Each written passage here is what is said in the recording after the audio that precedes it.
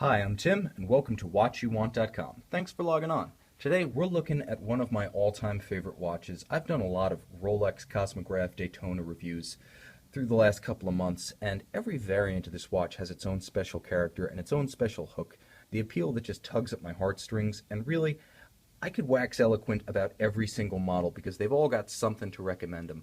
But I will say there are a few absolutes, and this particular reference, the 116509, with dark anthracite dial, applied white gold numerals, full white gold case bezel and bracelet, red accents, chapter ring subdials with white gold inserted rehautes. This might be the ultimate color scheme for a Rolex Daytona, for me personally.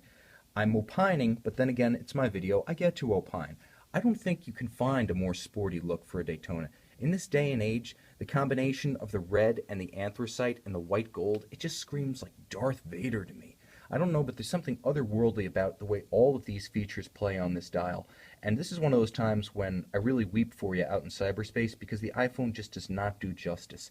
This watch has power, visual impact like nothing else in the Daytona line before or since the Paul Newmans. Honestly, you could look at the entire continuity of the Daytona back to 1963. I don't think there is a more compelling color scheme, at least not in a good way. There is that famous Madonna leopard brawl look with the gems inset from the early 2000s. That's compelling in a different way. This thing is just drop-dead gorgeous. The bottom line is that the combination of the red minute scale, the red chronograph seconds hand, the red indexing of the subdials, the subdial hands, partially red, not at their centers, but at their projections. All of that comes together here for a totally unique visual experience. Now, there are other 116509 white gold Daytonas on bracelets. This particular variant is the most striking, at least to me. And for me, white metal and a black dial, I mean, here, it's my own personal JLC Master Moon right there. You know that's the look I love.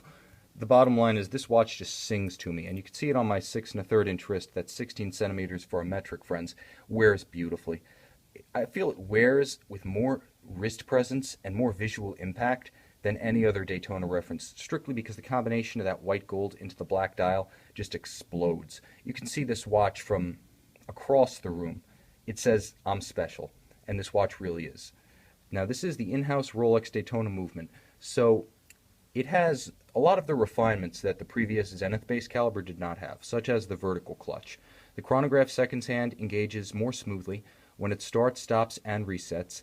The chronograph itself has a 72-hour power reserve versus the 52-hour of the old Zenith, and they substantially reduced the number of parts, particularly the number of screws in the watch, to make servicing a bit of a breeze for your watchmaker. Watchmakers regard this watch very highly. It's considerably easier to service than the El Primero, and another nice refinement is the addition of Rolex's proprietary technologies, such as the Parachrom Blue hairspring, which is both more consistent through thermal variations, so very hot, very cold, and more resistant to magnetism, so the movement itself is hardier.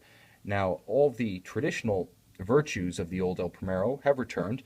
You get the chronometer certification. It is a COSC certified Swiss chronometer, so -4 + 6 seconds per 24 hours. And Rolexes generally tend to exceed those standards, as well as being tested for the standards as a cased watch. And that's a distinction between Rolex's Daytona, for example, and, say, a chronograph with COSC certification from other manufacturers like a Tag Heuer Carrera. Actually meeting COSC standards after the movement's been tested, certified, and then put in a case, that's where Rolex sets itself apart. Now, the traditional column wheel function selector is also there in this caliber 4130. The Zenith was the 4030, so you still have that crisp pusher feel. And the watch has 100 meters of water resistance, so although it is a motorsports chronograph designed with trackside in mind, it's just as comfortable shoreside. This watch can go in the water, and with a full 18-karat white gold bracelet and clasp, there's no danger of drowning an alligator strap. The watch is beautiful in the hand. 18-karat white gold. This is Rolex's idea of how to do white gold. Solid straight through. It doesn't have that curious property of scratching and showing yellow gold underneath that, quote, white gold from other watch manufacturers often has. So you're getting a tremendous amount of quality, not just in the style and not just in the watchmaking content within the case, but also in the very materials themselves. Now, the styling treatment of the watch beyond the dial, and I've said way too much about that dial, is cohesive and beautiful with just enough contrast to animate all of this white gold. Now, Rolex smartly polishes the sides of the links, the shoulders are brushed, and then the center links are polished, and that treatment continues on the milled from a solid 18-karat white gold clasp. Now, the watch does feature a degree of adjustability within the clasp, so that small amount of 5mm tool-free adjustment, the easy link that you get in the Oyster clasp, it allows you to account for expansion or contraction of your wrist when you're working out, sweaty, if you do take it shoreside and go swimming. And that little tool-free adjustment means you're not going to have to go calling to the jeweler every time you need a little bit of link taken out or put back in.